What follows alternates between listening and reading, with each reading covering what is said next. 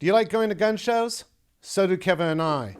But it appears that the people in Sacramento want to end them forever.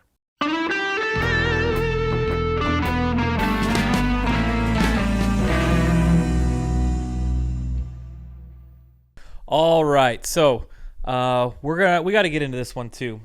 Seems like we have this issue every single year, at least for the last 5 or 6 years. We have Senator Min again trying to take away gun shows for the state. Now, I know what you're thinking, Rick. Even members of his own political party last year told him that Senate Bill 264, which he tried to pass last year, wasn't going to move the ball in any way.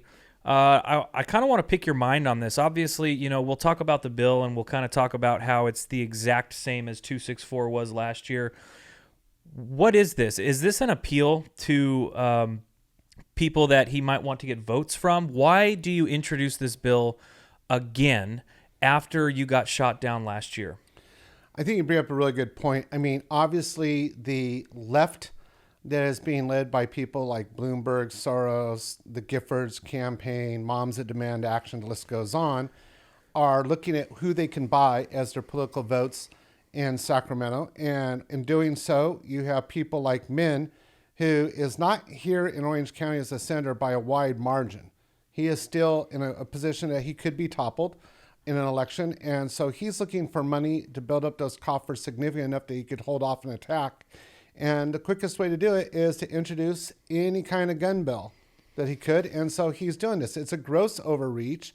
It's going after a class of people. It violates the Bill of Rights. And I bring the Bill of Rights up for a reason, because recently during testimony, Senator Min actually comes out and says, I'm not an expert in the constitutional, but I'm sure this is legal. Wow. That's like me saying I'm not an expert in cars, but I'm sure if you put this wire and that wire, it makes the tailgate come up.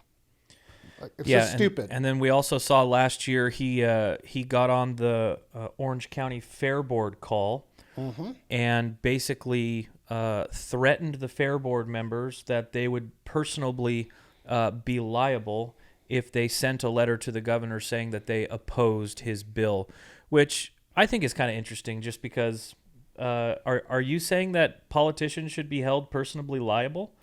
I'm not really understanding this. I know that the Fair Board members aren't necessarily elected. They're appointed by the governor. But if you're looking for some personal accountability, I mean, there are so many issues with bills like this that would violate our constitutional rights.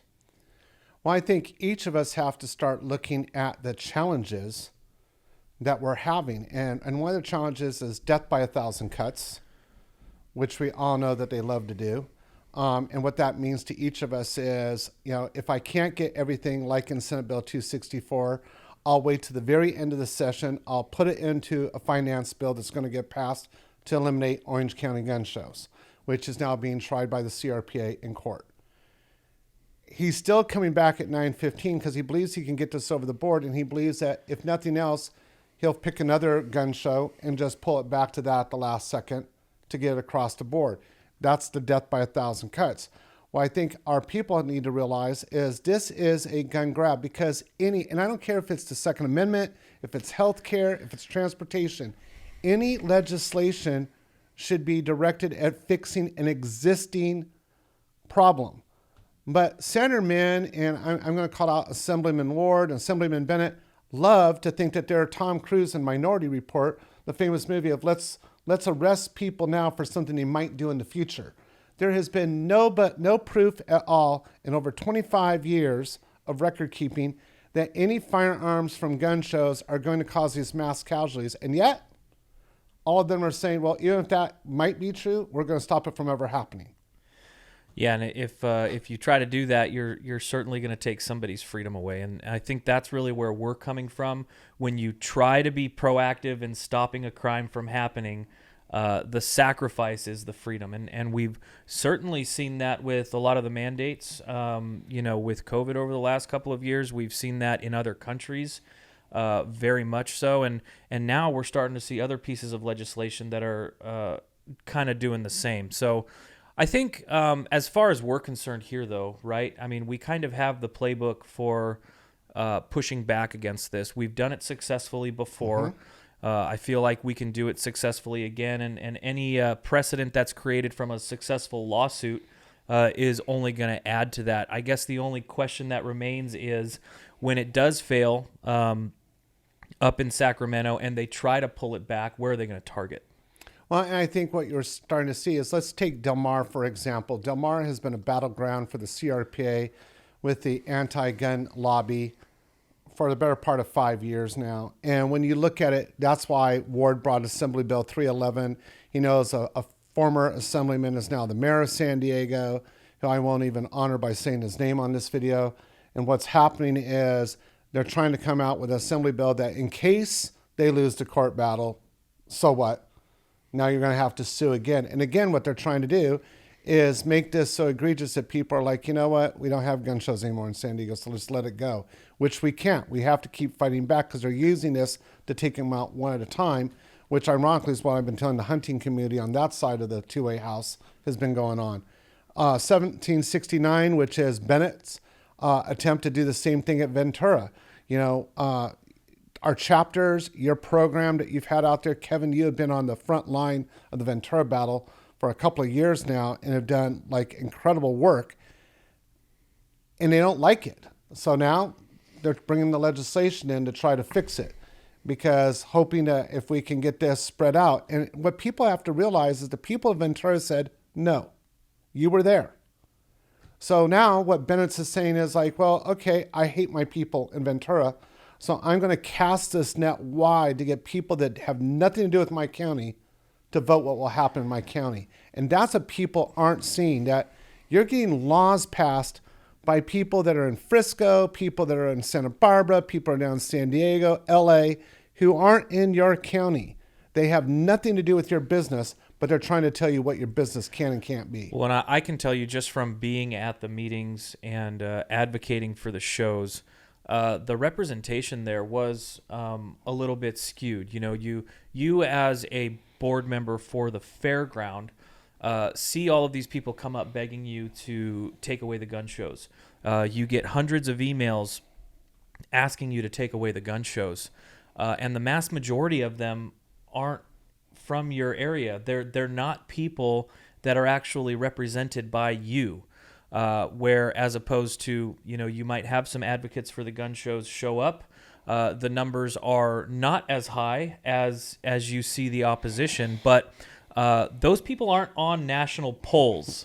You know what I mean? They're not from Wisconsin or San Jose or wherever those polls come from, writing to you saying, oh, yep, I'm on this side of the political aisle, so this is an automatic for me, sign, send.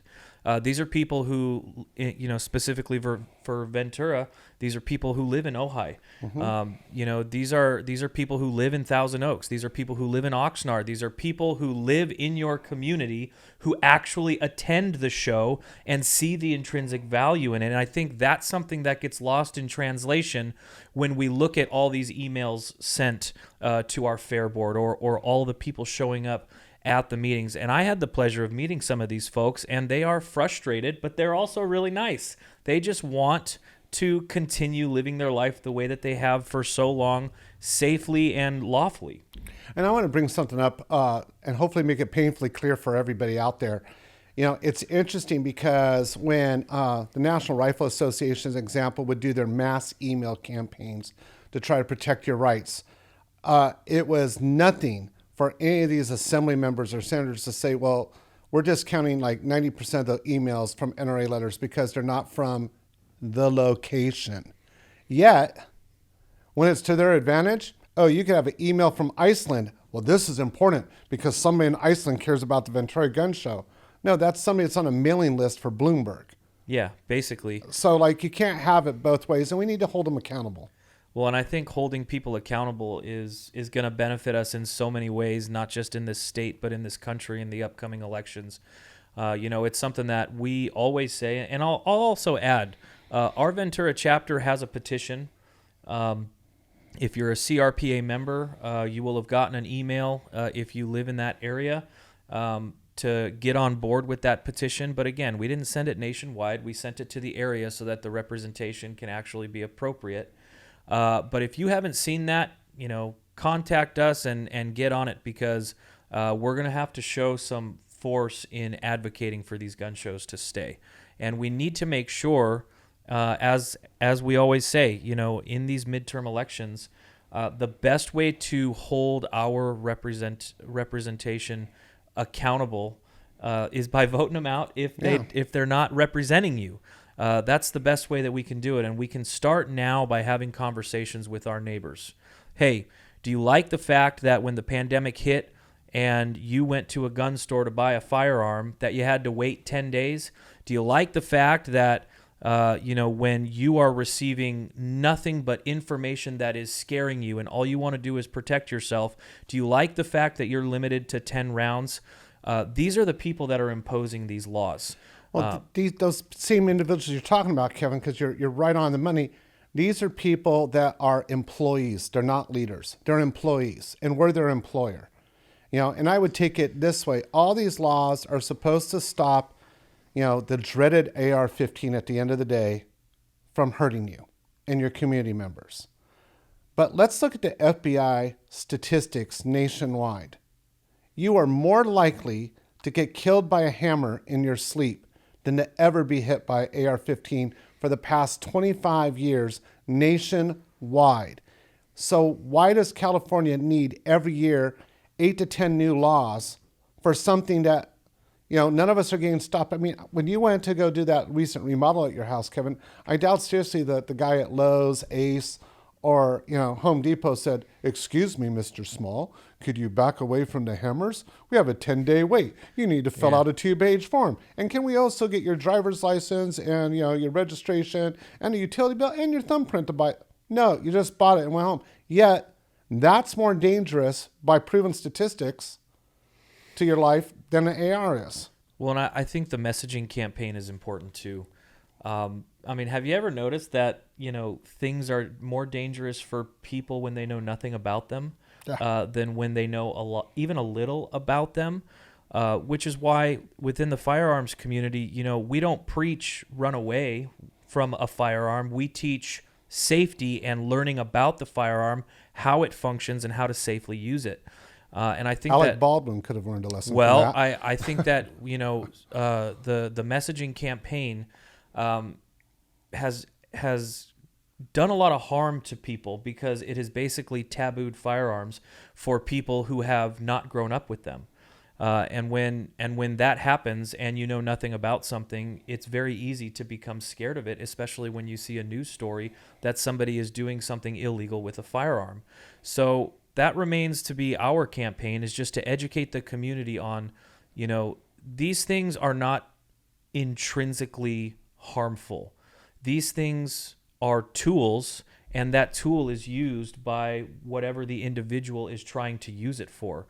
And if that individual wants to harm somebody, then that's that direction. But if you want to use it as a recreational thing, if you want to use it as something to defend yourself with, if you want to use it as something fun, then that's what it's going to be, as long as you have the knowledge of how to operate it safely.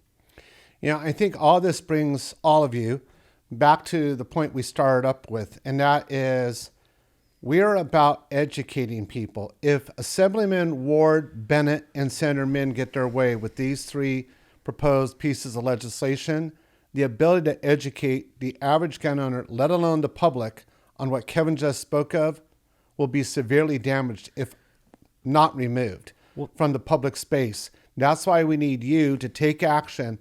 Call your assemblyman, call your senator at the links down below. Make sure that you hit us up, ring the bell, subscribe.